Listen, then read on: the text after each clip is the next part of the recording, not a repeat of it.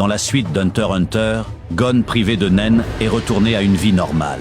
La guerre psychologique entre Jin et Pariston s'intensifie.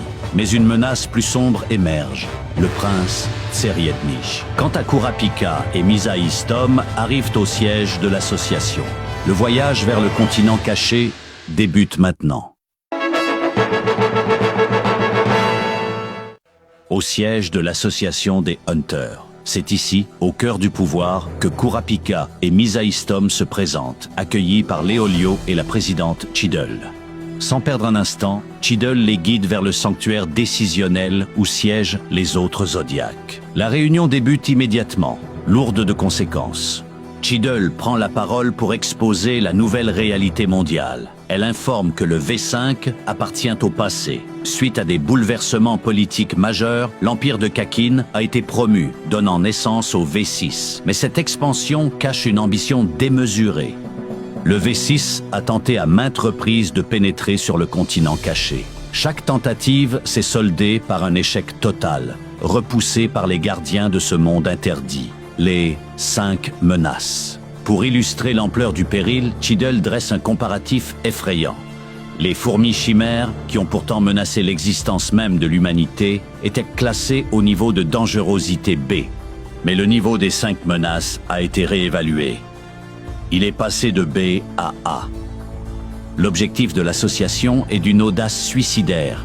Capturer l'une de ces entités, survivre au voyage de retour et affronter Beyond, le fils du défunt président, durant la traversée. Une main se lève. C'est Kurapika. Il pose la question qui hante les esprits. Ont-ils identifié des traîtres au service de Beyond au sein même de l'association? Il expose alors sa déduction implacable. Beyond s'attendait à la mort de son père.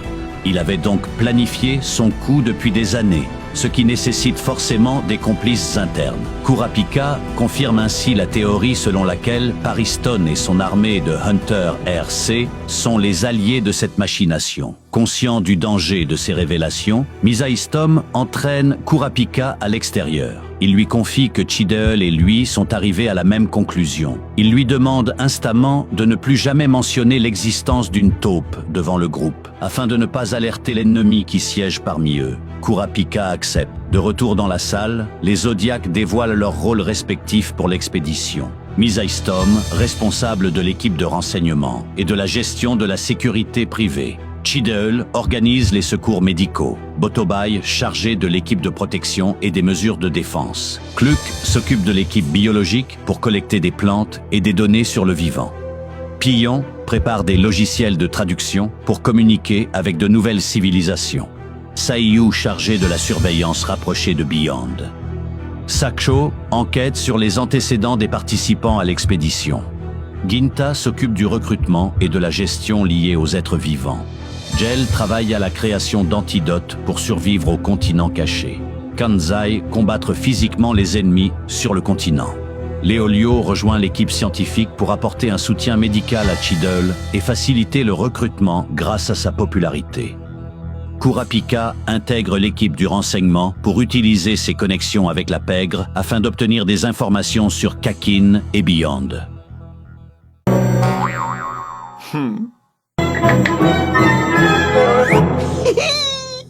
Un mois s'écoule.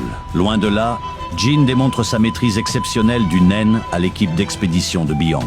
C'est alors que Pariston fait son entrée. Avec son calme habituel, il annonce que tous les assassins envoyés pour infiltrer le 289e examen Hunter ont échoué, reconnaissant l'efficacité redoutable de son remplaçant au Zodiac, Kurapika.